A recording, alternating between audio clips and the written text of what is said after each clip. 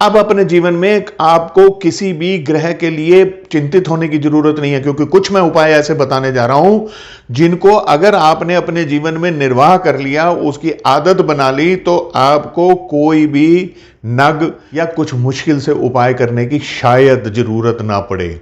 अगर आपके जीवन में कोई भी कष्ट, कोई भी ऐसी स्थिति उत्पन्न हो रही है जो किसी ग्रह के कारण हो रही है, तो आप समझ लीजिए कि आपके इन आचरणों से, इन आपकी आदतों से ये ग्रह आपके शुभ हो जाएंगे। नमस्कार, मैं एस्ट्रो केवल आज आपको एक ऐसा उपाय बताने जा रहा हूँ, एक ऐसा रास्ता दिखाने जा रहा हूँ जिससे अगर आपने अपने जीवन में अपना लिया तो फिर शायद आपको कोई ग्रह आपको कितना परेशान कर रहा है इसकी चिंता करने की ज़रूरत नहीं पड़ेगी। धीरे धीरे जीवन जो है उसकी गाड़ी आराम से चलने लग जाएगी। तो शुरू करते हैं सूर्य से। देखिए, सूर्य अगर आप अपने जन्म कुंडली अपने जीवन में उच्च का करना चाहते हो, अपने फेवर में अपने तरफ करना चाहते हो, मजबूत करना चाहते हो, तो सुबह जल्दी उठिए, ब्रह्म मुहूर्त में उठिए। तो इससे बढ़िया कोई बात ही नहीं है। जब आप सवेरे जल्दी उठेंगे तो उठने के बाद में नहा धोकर सूर्य उदय के सामने सूर्य को जल अर्पण कर दें तो बहुत अच्छा है, नहीं तो सूर्य देव के सामने बैठ के थोड़ी देर उसको निहारिए। वो लाल रंग का होता है, आंखें खराब नहीं करेगा। बस यही समय है जब आप सूर्य को अगर देखते हैं, सूर्य को निहारते हैं, कोई प्रार्थना करनी है तो भले प्रार्थना कर लीजिए। और सूर्य नमस्कार की अगर आप व्यायाम कर लेते हैं, सूर्य नमस्कार सीख लेते हैं, तो समझिए ये सोने पे सुहागा वाली बात है। अब बात आती है चंद्रदेव के लिए। देखिए, चंद्रदेव का आपके मन के ऊपर बहुत बड़ा अधिकार होता है, और अधिकतर जो कुछ भी इंसान के जीवन में दिक्कतें आती हैं उसमें कहीं ना कहीं चंद्रदेव का हाथ ज़रूर होता है, क्योंकि मन की शक्ति होनी बहुत ज़रूरी है।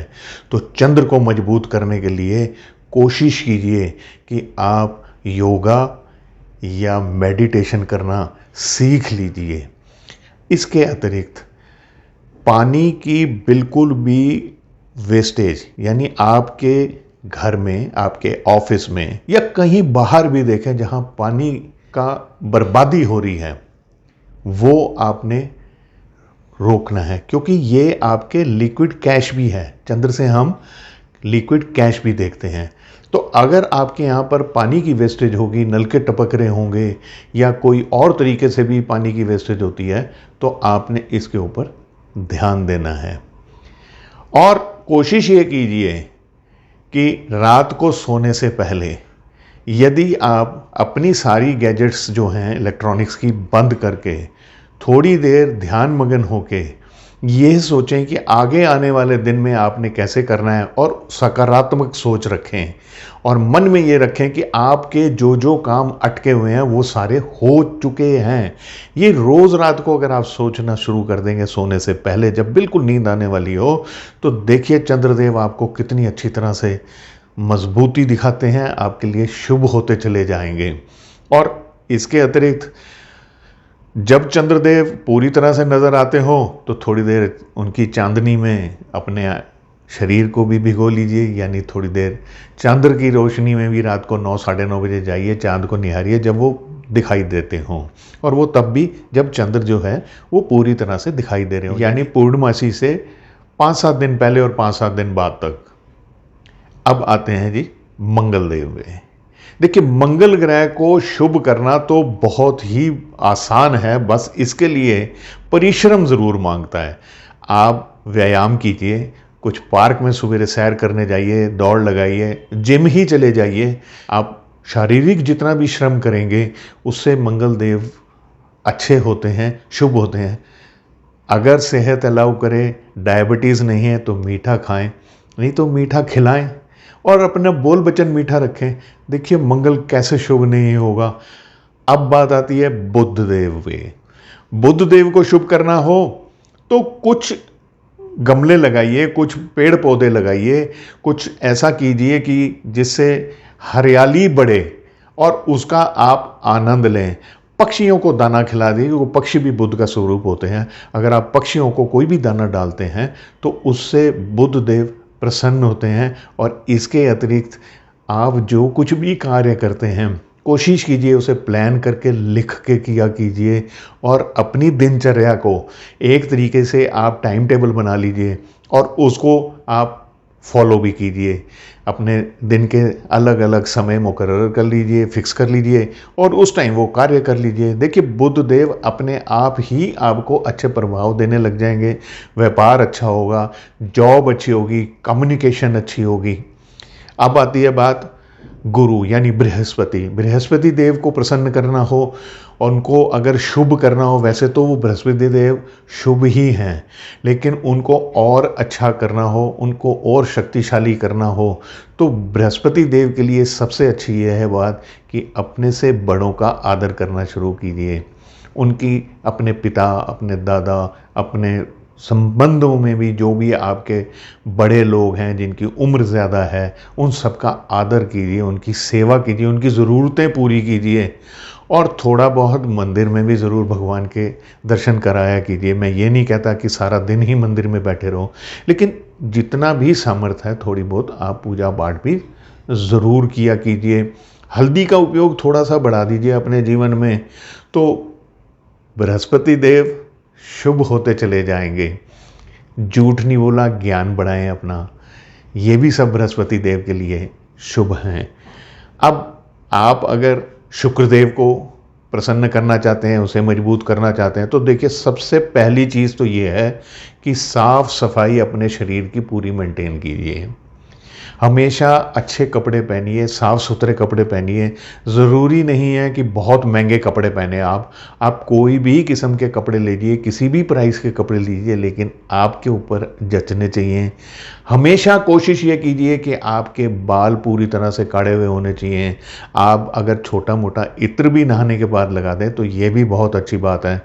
महिलाओं का आदर करना, यानी महिला हैं तो पुरुषों का, पुरुष हैं तो महिलाओं का आदर कीजिए, उनका सम्मान कीजिए और किसी को भी बुरी नज़र से मत देखिए।